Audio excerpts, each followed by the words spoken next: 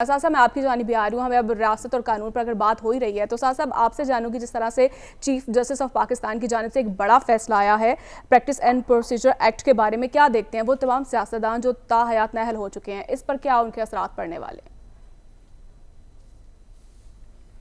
मैं दोनों बातों की आपकी इजाज़त से जवाब दे देता हूँ। सबसे पहली बात ये कि अदील की बात दुरुस्त है कि प्रैक्टिकली इस तरह की मुलाकातें होती रहती होंगी,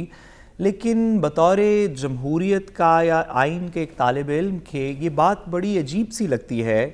कि कानून की, आइन की ये मंशा है कि अगर कोई शख्स इश्तिहारी हो, मुल्क से बाहर हो और पाकिस्तान की एम्बेसी में पहुँच जाए तो ये कानून की नेसेसिटी है कि एम्बेसी ऑफिशल्स उसको गिरफ़्तार कर लें, कहें आप पाकिस्तान में मतलूब हैं।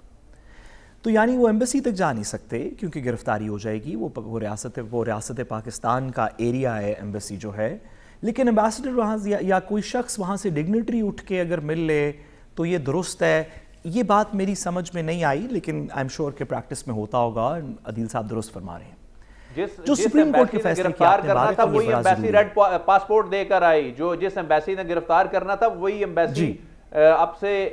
कई महीने पहले रेड पासपोर्ट थोड़ी सी मेहनत करे और भी वहाँ पे कई इश्तिहारी मौजूद होंगे, उनकी भी मेहरबानी करे, जरा उसका भी खोज लगा के पाकिस्तान भिजवाएं ना। साहब नवाज शरीफ साहब वापस आ रहे हैं, ये ज्यादा जरूरी है, ये बताएं कि इस पर क्या सुप्रीम कोर्ट मैं सुप्रीम सुप्रीम कोर्ट की बात गुजारिश करूं।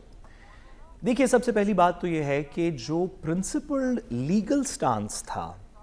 जिससे तकरीबन किसी का डिसएग्रीमेंट नहीं था और बहुत अरसे से नहीं था, इफ्तिखार चौधरी साहब के वक्त से, जब से suo motu exercise of power काफ़ी ज़्यादा होनी शुरू हुई, तो सब लोगों का लीगल फ्रेटर्निटी में, बेशतर लोगों का, मेजॉरिटी का, ओवरवेलमिंग मेजॉरिटी का ये ख्याल था कि ये किसी एक शख्स की पावर नहीं होनी चाहिए, ये बेंच फॉर्मेशन भी किसी एक शख्स की पावर नहीं होनी चाहिए, इसको किसी तरीके स्ट्रक्चर करना चाहिए, किसी कानून के नीचे, किसी प्रोसीजर के नीचे, किसी ट्रांसपेरेंट सिस्टम के थ्रू। इस कानून के अंदर जो वो प्रोसीजर था जिसके थ्रू इस पावर को इंस्टीट्यूशनलाइज कर दिया गया, इंडिविजुअल से लेके इंस्टीट्यूशन के अंदर एक बॉडी में दे दिया गया, वो बात अदालत ने कहा कि ये बिल्कुल ठीक है, इस हद तक कानून से हम एग्री करते हैं जी। जो मजीद कुछ इसके अंदर गुंजाइश थी कि अपील होनी चाहिए, उस हद तक भी अदालत ने कहा कि बड़ी अच्छी बात है। माजी में भी अदालत कह चुकी है कि रूल्स के अंदर या फुल कोर्ट मीटिंग से या किसी तरीके से एक अपील होनी चाहिए ताकि हर शख्स के पास एक मौका हो कि अगर मेरे खिलाफ एक फैसला आ गया तो मैं उसकी एक अपील फाइल कर सकता हूँ। जहाँ पे सियासत का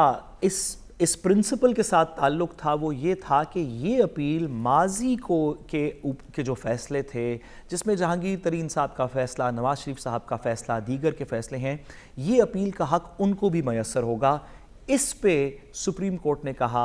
एक मेजॉरिटी से, 1% मेजॉरिटी से 8-7 से, कि ये नहीं होगा। ठीक है। तो जहाँ तक मेरी नाक़िसी राय में, जहाँ इस फैसले के अंदर जहाँ तक कानून के बुनियादी ज़रूरी जुडिशल प्रिंसिपल्स इन्वॉल्व थे, जिस पे सबका इत्तेफाक था, अदालत ने उसे अपहोल्ड कर दिया। और जो कंट्रोवर्शियल पार्ट था कि इससे शायद कुछ सियासी लोगों को इससे फ़ायदा होगा, उसको अदालत ने स्ट्राइक डाउन कर दिया या नहीं तस्लीम किया। साहब यही आप कहना चाह रहे हैं कि इसका फ़ायदा उन्हें नहीं होगा?